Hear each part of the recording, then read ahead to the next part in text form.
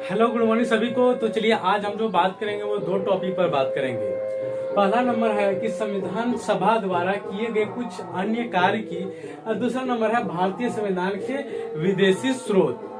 पहला क्या बोले कि संविधान सभा द्वारा किए गए कुछ अन्य कार्य। ये समझ में आ रहा है कि संविधान सभा द्वारा जो कुछ अन्य यानी कि जो इम्पोर्टेंट कुछ कार्य हुआ उस पर हम चर्चा करेंगे। नेक्स्ट पॉइंट जो है भारतीय संविधान के विदेशी स्रोत, यानी कि भारतीय संविधान जो बना है वो किस किस देश के संविधान से लिया गया है उस पर हम इस पर यानी कि बात करेंगे। तो ये पहले अभी क्लियर करता है संविधान सभा द्वारा किए गए कुछ अन्य कार्य, फिर नेक्स्ट भारतीय संविधान के विदेशी स्रोत पर बात करेंगे।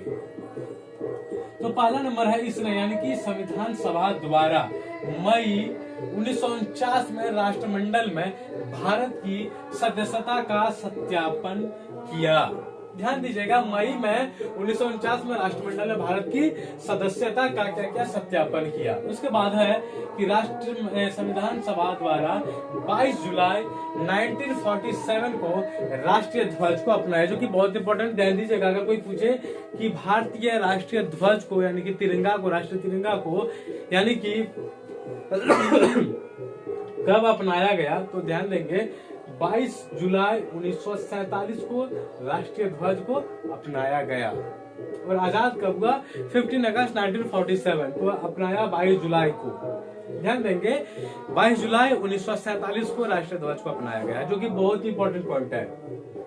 फिर इसमें यानी कि संविधान सभा द्वारा कब 24 जनवरी 1950 को राष्ट्रगान एवं 26 जनवरी 1950 को राष्ट्रगीत को अपनाया। ध्यान देंगे क्या है 24 जनवरी 1950 को। ये सब चीज ध्यान दीजिएगा, आज का जो क्वेश्चन है बहुत आपको कॉमन दिखने में लगेगा, लेकिन कंफ्यूजन पैदा करने वाला बहुत ही ये क्वेश्चन है।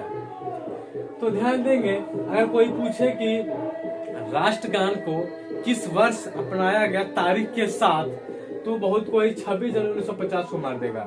तो ध्यान देंगे 24 जनवरी 1950 को राष्ट्रगान और 26 जनवरी 1950 को राष्ट्रगीत को अपनाया। ध्यान देंगे बहुत ही इंपॉर्टेंट है, कंफ्यूजन पैदा करने वाला क्वेश्चन है, लेकिन कॉमन क्वेश्चन है। तो 24 जनवरी 1950 को राष्ट्रगान, 26 जनवरी 1950 को राष्ट्रगीत।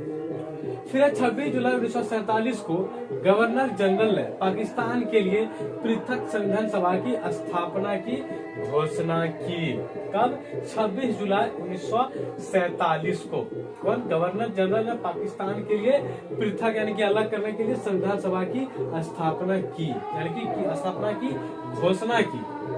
फिर केशवानंद भारती बाद में ही सर्वोच्च न्यायालय में मूल यानी कि ढांचा जो है का सिद्धांत या फिर थ्योरी ऑफ बेसिक स्ट्रक्चर दिया तथा प्रस्तावना के संविधान का मूल ढांचा माना। या अगर कोई पूछे थ्योरी ऑफ बेसिक स्ट्रक्चर का सिद्धांत किसने दिया, तो केशवानंद भारती।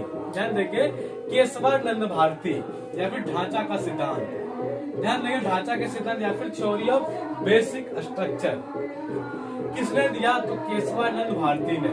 फिर है भारत का संविधान विश्व का सबसे बड़ा लिखित एवं सर्वाधिक जो है व्यापक संविधान है, सबसे बड़ा है। ध्यान देंगे अगर कोई पूछे कि विश्व का सबसे बड़ा संविधान कौन से देश का है, तो वो अपना देश भारत का। ध्यान दीजिएगा सबसे बड़ा जो संविधान है किसका है, तो भारत का। वही कहता है कि भारत का संविधान विश्व का सबसे बड़ा लिखित एवं सर्वाधिक व्यापक मतलब बड़ा यानी कि संविधान है। फिर अब भारतीय राजनीतिक व्यवस्था की बात करें, क्या है भारतीय राजनीतिक व्यवस्था में सबसे मुख्य सबसे बड़ा क्या है, तो संविधान सर्वोच्च यानी कि मुख्य जो है वो है संविधान। ध्यान देंगे भारतीय राजनीतिक व्यवस्था में सबसे सर्वोच्च कौन सा है, तो संविधान है। उसके बाद है भारत का संविधान अपना यानी कि प्राधिकार जो है भारत की जनता से प्राप्त करता है, क्योंकि इंपॉर्टेंट चीज है, कॉमन चीज है। भारत का जो संविधान क्या है, अपना जो प्राधिकार अपना जो अधिकार लेता है किससे, तो भारत की जनता से प्राप्त करता है। ये टॉपिक था संविधान सभा द्वारा किए कुछ अन्य कार्य जो कि क्लियर कर दिए। उसके बाद है भारतीय संविधान के विदेशी स्रोत की। तो पहला है संयुक्त राज्य अमेरिका से। ध्यान देंगे अपना जो देश का संविधान है वो दूसरे यानी कि अन्य देशों से लेकर, यानी कि उन देशों से लेकर यानी कि अपना संविधान को बनाया है। तो ध्यान दें कि पहला संयुक्त राज्य अमेरिका से लिया गया है कुछ, तो उसमें से कौन कौन सा लिया गया? पहला मौलिक अधिकार, न्यायिक, पुराना यानी कि पुनरावलोकन, संविधान की सर्वोच्चता, न्यायपालिका की स्वतंत्रता, उच्चतम एवं उच्च न्यायालयों के न्यायाधीशों को हटाने की विधि एवं वित्तीय आपात। पहली बात क्या बोले कि पहला जो संविधान लिया गया किससे? संयुक्त राज्य अमेरिका से। पहला क्या है? मौलिक अधिकार, न्यायिक, पुनरावलोकन, संविधान की सर्वोच्चता, न्यायपालिका की स्वतंत्रता, उच्चतम एवं उच्च न्यायालय के न्यायाधीशों को हटाने की विधि यानी कि कानून एवं वित्तीय आपात। दूसरा बात करते हैं जर्मनी की। आपातकाल के परिवर्तन के दौरान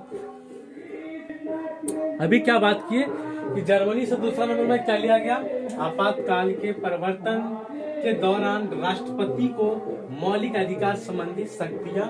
उसके बाद बात करते हैं दक्षिण अफ्रीका की। यहां से जो लिया गया संविधान संशोधन की प्रक्रिया का प्रावधान। संविधान में जो संशोधन किया जाता है ये लिया गया दक्षिण अफ्रीका से। फिर रूस से लिया गया मौलिक कर्तव्यों का प्रावधान। और अंतिम है जापान, जो कि विधि द्वारा स्थापित प्रक्रिया। कुछ भाग है और अनुच्छेद। पहला नागरिकता का 5 से 11 और मौलिक अधिकार है 12 से 35, जो कि डिटेल्स में इस पर हम बात कर चुके हैं। तो फिर मिलेंगे नेक्स्ट क्लास में। 2 टॉपिक आज क्लियर किए, तब तक के लिए।